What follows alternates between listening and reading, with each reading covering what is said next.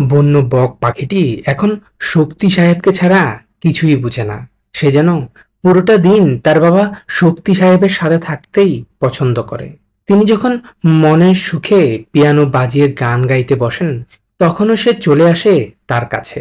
এরপর চুপটি করে যেন ঠিক মানুষের মতোই উপভোগ করে গান। শক্তি সাহেব ঘুমাতে গেলেও পাখিটি তার পিছন ছাড়ে না। পরিবারটি ভালোবেসে বক পাখিটির নাম রেখেছে কোকো।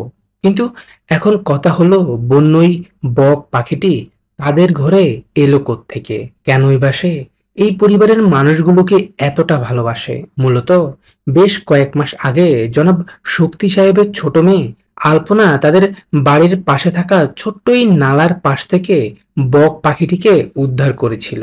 উদ্ধার করার পর সে দেখতে পায় পাখিটি যে তার পায়ে খুবই গুরুতরভাবে আঘাত পেয়েছে। তার উপর পুরো শরীরটা পানিতে ভিজে যাওয়ায় সে উঠতেও পারছে না। এসব দেখে আলপনা পাখিটিকে নিয়ে আসে তাদের ঘরের মাঝে।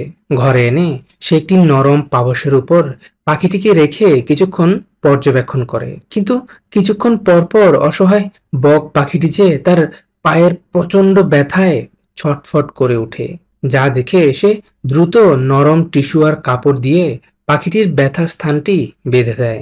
এরপর আলপনা টিস্যু দিয়ে পাখিটির ভেজা পালকগুলো মুছে দিতে শুরু করে। আর এভাবেই পাখিপ্রেমী আলপনা শুরু করে অসহায় অসুস্থ বক পাখিটির যত্ন নেওয়া। অসুস্থ পাখিটি খাবার খেতে না চাইলেও সে ভালোবেসে পাখিটিকে খাবার খাইয়ে দিত। আর প্রতিদিন সে পাখিটিকে নিয়ে ঘুরতে বের হতো তাদের এই বাগানের মাঝে। প্রথম দিকটায় অসুস্থ পাখিটি আলপনাকে ভয় পেলেও ধীরে ধীরে সেও আলপনাকে আপন করে নেয়। আলপনার ভালোবাসার আদর যত্ন পেয়ে সপ্তাহ কয়েকের মধ্যেই বক পাখিটি আবারও নিজ পায়ে দাঁড়াতে পারে। এ কদিনে তাদের দুজনের মধ্যে বন্ধুত্বটা কতটা গভীর হয়ে উঠেছে তা আপনারা দেখতেই পাচ্ছেন।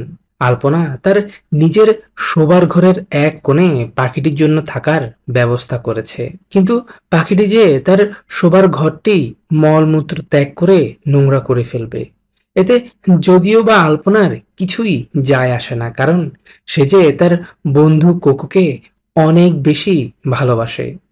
প্রতিদিন সে টিস্যু দিয়ে তার সুন্দর পালকগুলো পরিষ্কার করে দেয়। দীর্ঘ প্রায় 1 থেকে দেড় মাস আলপনার পরিবারের সদস্যদের আদর যত্ন আর ভালোবাসা পেয়ে কোকো এখন পুরোপুরি সুস্থ হয়ে উঠেছে। তাকে পরিবারটি মুক্ত অবস্থায় তাদের ঘরের মাঝেই ছেড়ে রাখে। তবে দুষ্ট কোকোর পছন্দের জায়গা হলো বিছানা। আশেপাশে কেউ না থাকলে সে হুট করে লাফিয়ে উঠে পড়ে বিছানার উপর। এরপর তাকে টানা হেঁচড়া করেও বিছানার উপর থেকে নামানো যায় না। আর নামালেও বা কি হবে? সে যে আবারও লাফিয়ে উঠে পড়ে। তবে এখন পাখিটি শুধুই কেবল আলপনাকে জ্বালায় না, সে তার পরিবারের প্রত্যেকটি সদস্যকে পুরোটা দিন জ্বালাতন করে বেড়ায়। তবে ইদানিং কোকো আলপনার পোষা বিড়ালটির সাথেও বন্ধুত্ব করে নিয়েছে। বিড়ালটি এখন যেন কোকোকে ছাড়া কিছুই বুঝে না। তাকে অন্যদিকে সরিয়ে দিলেও সে আবারও দৌড়ে চলে আসে তার নতুন বন্ধু কোকোর কাছে। নবাবজাদার জন্য আলপনা একটি খাঁচা আনলেও সে যেই খাঁচার মাঝে থাকতেই চায় না, যার কারণে তাকে রুমের মাঝে ছেড়ে দিয়ে ঘুমাতে যেতে হয় আলপনাকে। কোকো হয়তোবা একটি মেয়ে পাখি হতে পারে, কারণ আয়না দেখতে সে অনেক ভালোবাসে। দিনের বেশিরভাগ সময়টা কোকো আলপনার সাথে কাটালেও সে শক্তি সাহেবকেও অনেক বেশি ভালোবাসে। শক্তি সাহেব ঘুমাতে গেলেই দুষ্ট বকটি দৌড়ে গিয়ে তাকে বিরক্ত করতে শুরু করে।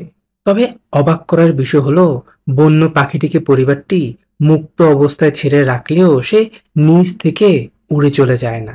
তার হাব ভাব দেখলে মনে হয় সে যেন নিজেকে এখন এই পরিবারের একজন সদস্যই মনে করে।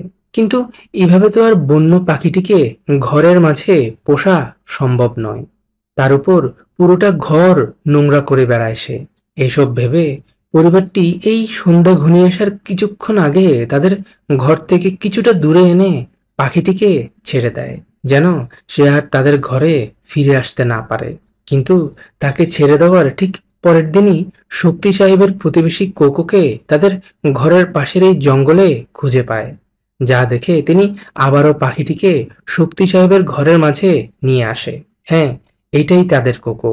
আবারও উঠতে গিয়ে সে তার ভাঙা পায়ের মাঝে আঘাত পেয়েছে, যার কারণে পরিবারটি ঠিক আগের মতো করে আবারও শুরু করে পাখিটির যত্ন নেওয়া। দীর্ঘ প্রায় 2 থেকে 3 মাস পাখিটিকে তারা আবারও নিজের সন্তানের মতো করে নিজেদের ঘরের মাঝেই লালন পালন করে। কিন্তু তারা এবার আর পাখিটিকে ছেড়ে দেয়নি। তারা তাদের রান্নাঘরের পাশে কাঠ এবং কিছু জালি দিয়ে পাখিটির জন্য সুন্দর একটি ঘর তৈরি করে দেয়। অবাক করার বিষয় হলো, খড়কুটো দিয়ে শক্তি সাহেব যখন এই ঘরের মাঝে বাসা তৈরি করে দেয়, তখন পাখিটি একটি দুটো নয়, গুনে গুনে 3টি ডিম পেড়ে বসে, যা দেখে তারা পুরোপুরি অবাক। কিন্তু দুঃখের বিষয় হলো, ডিমগুলো পাড়ার 2 দিন পরেই পাখিটি তার নিজের ডিমগুলোই ভেঙে ফেলে। কী কারণে দুষ্টু পাখিটি এমনটা করলো কে জানে। এই ঘটনাটি ঘটার পরও আরো 2-1 মাস পাখিটি শক্তি সাহেবের ঘরের মাঝেই বসবাস করে। কিন্তু 2-3 মাস পর থেকেই প্রতিদিন সকাল হতেই তাদের ঘর থেকে উড়ে চলে যায় কোকো। তবে সন্ধ্যা ঘনিয়ে আসার ঠিক আগ মুহূর্তে সে আবারও ফিরে আসতো। এরই মাঝে তাদের আদরের কোকো তার জন্য একজন সঙ্গীর ব্যবস্থাও করে ফেলেছে, যাকে নিয়ে সে দূরে কোথাও নয়, শক্তি সাহেবের ঘরের পাশে থাকা এই গাছের মাঝেই খড়কুটো এনে সংসার বাঁধতে শুরু করে।